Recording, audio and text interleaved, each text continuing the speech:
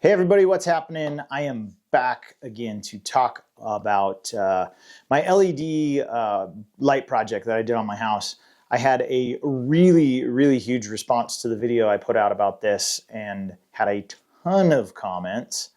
And hopefully I got back to everybody that commented. But there was a lot of open-ended things that I realized I didn't cover in the first video, so I wanted to do an update video. I learned a lot of stuff since I did my install. I made a few changes to a couple things, and then based off of some feedback from viewers and other sources, I had a lot of stuff I wanted to share with you. So let's go ahead and get into it. Dad, what are you doing with my stuff? What I would say is that if I was going to do this all over from scratch, I would probably use 12 volt. And the main reason I would use 12 volt over 5 volt is purely because you don't need as heavy gauge wire to carry the voltage over a long distance. So the longer those runs of pixels are, if you're doing 5 volt, you need heavier gauge power injection wires. You can get away with a thinner gauge wire if you're using 12 volt. So again, I got mine working great. I had to make a couple changes, but overall mine's awesome with 5 volt. But if I was going to do it from scratch again, I would do it with 12 volt. Mine are spaced at 2 3/4 inches apart. So every pixel that I put in my little trays, 2 3/4 inches apart. The pixels themselves on the wire are 3 inches apart. So 2 3/4 inch gave me a little bit of play in the wire, but not very much. They do make these pixel strands with a variety of different spacing between, like 4 inch, 6 inch. I think some of the lights you might buy, like the Govee lights or something you might buy at Costco, are spaced even farther apart, maybe like 8, 10, or 12 inches apart. Here's what I would say. Just because you put them close together doesn't mean you can't set up patterns where they look like they're spaced apart. Some people think that having them too close together looks corny or whatever. I think it gives you a lot of flexibility as to the different effects that you can put on the house. So I personally like mine spaced the way they are, but I've seen some others. My neighbor that lives right behind me had their lights done and theirs are spaced farther apart and they look nice. Like there's nothing wrong with them spaced farther apart. I just think you have more options if you space them closer together. Obviously, the closer together, the more pixels, the more power it's going to take, the more holes you're going to have to drill, the more work it is to install. But that's basically my take on the spacing of the pixels. All right, next thing on my list is connectors. Now, if you watched my original video, I solder connected all of my pixel strands together. So every strand has solder connecting them. They don't plug and unplug. The strands come with connectors, but they didn't look very waterproof. And I thought it would be better to make them waterproof and use some little heat shrink, solder connectors for them. They work fantastic. There's no problem with them from a functionality perspective. I think the only challenge is if I ever need to pull a section out and replace it for any reason, that's going to be additional work because I'm going to be up on, on my eaves trying to cut and solder and stuff like that. Whereas connectors, if you could just unplug them and plug them, that would be easier. They do make plenty of waterproof connectors I could have put on, and I've got some comments on my original video that said, hey, there's, some little gel stuff you can put in there and then put some shrink tube over the top of the connector. That should make it waterproof. Anyway, I soldered mine, but if I was going to do it again, I would probably look at trying to do some waterproof connectors because I think that would be probably a better option just for, issues down the road that you might encounter. That's all. All right, this one has been my #1 comment and or question from more viewers. And that was, what about critters? Like I have so many comments. Everybody says, oh, birds are going to nest in there, or rats are going to nest in there, or you're going to get wasp nests, or whatever it is. Now, your mileage is probably going to vary depending where you live and whether rodents are a problem where you live or not. We definitely have mice and rodents, and I have a bunch of birds that make nests up in my eaves and my roof. And I've even had to wire off, certain parts of my roof with like chicken wire to keep pigeons out. But so far with these open trays, right, which would definitely be easy to build little nests in, especially in the corners, I have had no issues with that. So far, it's kind of been a non-event.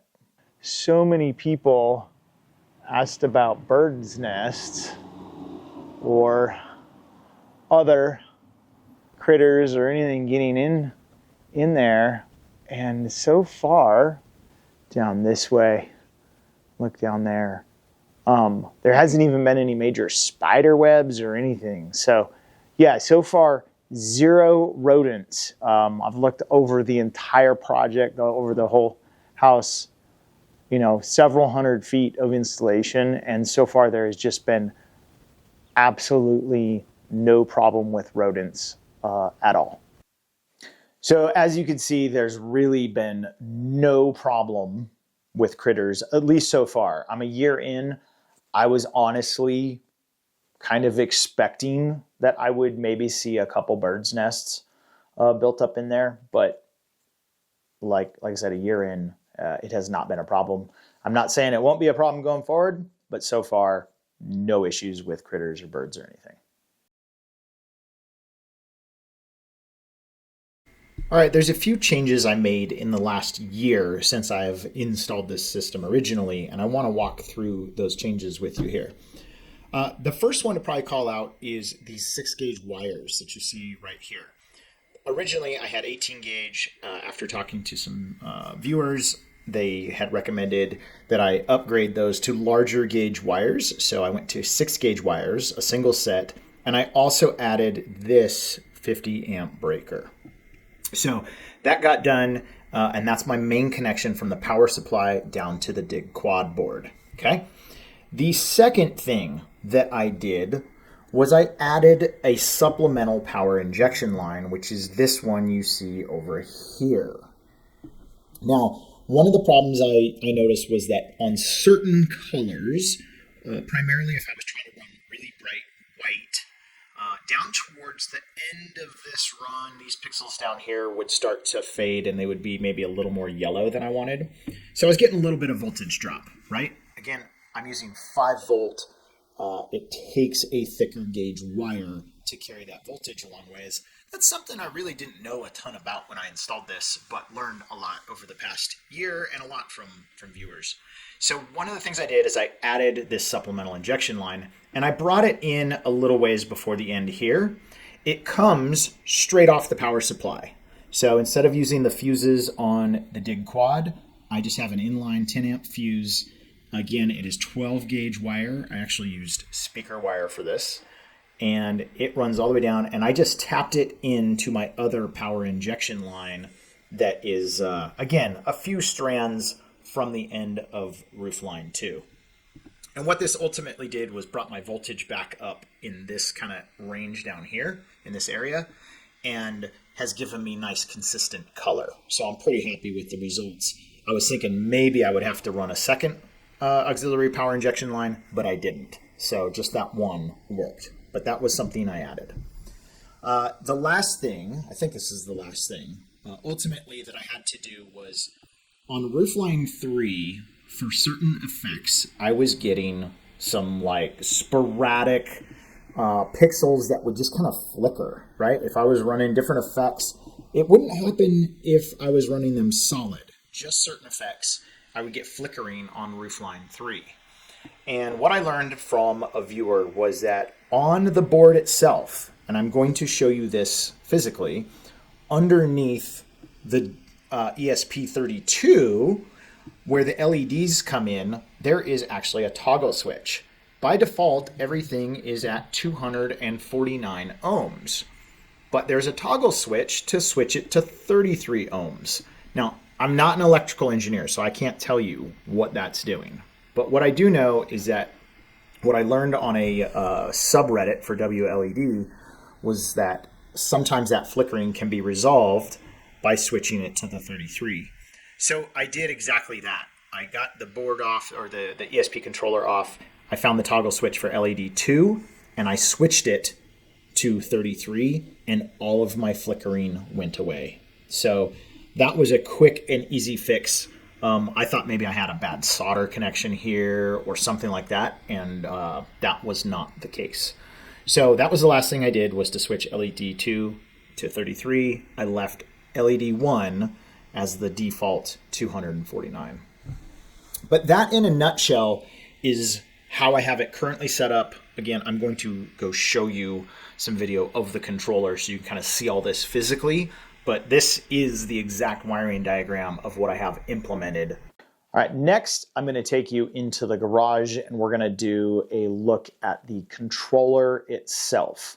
Okay, so here's my controller, and based on the wiring diagram I just showed you, I'm going to go over just a few things here. If I open my controller up, one, I have my wireless antenna on the outside, so that's what connects it to my Wi-Fi.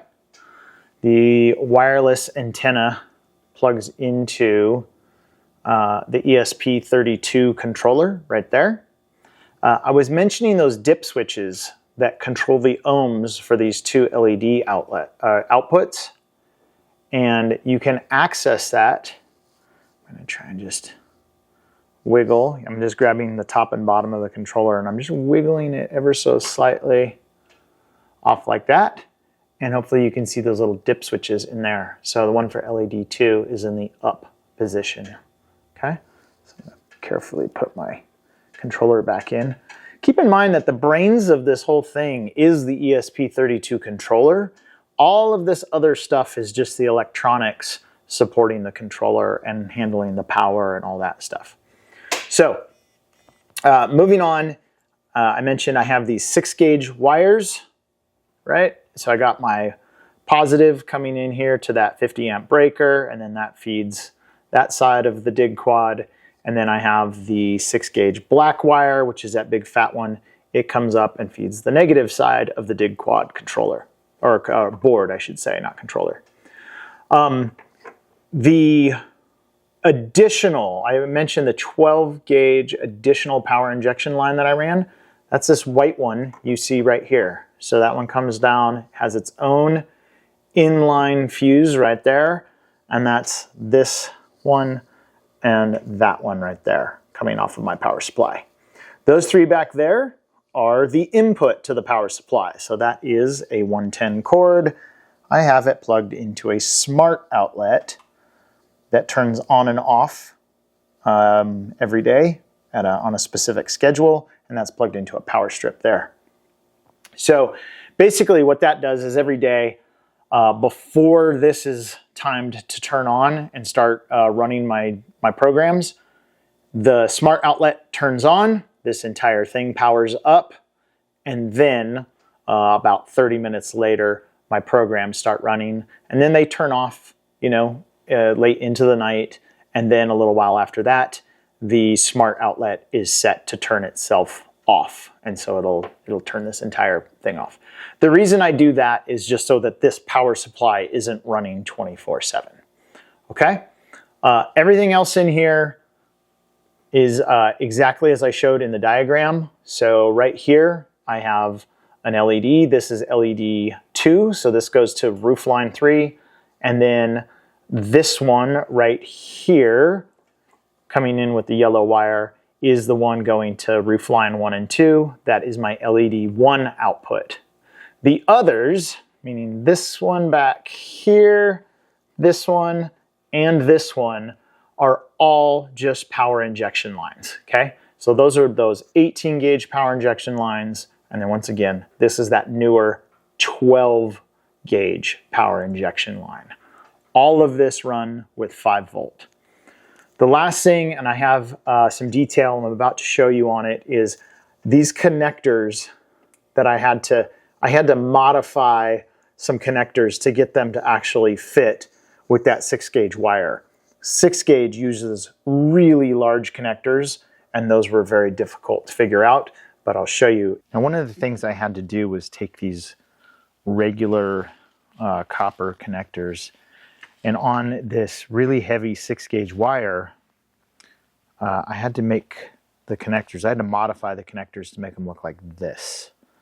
And the reason I had to do this was so that I could fit one connector with this big heavy gauge wire onto 2 different screw terminals. One last quick thing to note is that I also installed a smoke detector right near this. So if for any reason this thing started to smoke, I do have a smoke detector right next to it, just in case. Okay, so to wrap up, hopefully you found some of that stuff helpful and informative, and hopefully it helps you with your own project. As always, feel free to drop me a comment or ask a question, and if I can help you, I absolutely will. And I want to say thank you to all the people that offered me different tips and advice. I actually made a lot of changes to my own setup based on the comments and feedback that I got from viewers. So thank you very, very much. Appreciate it. And with that, thanks so much for watching. Have a great day.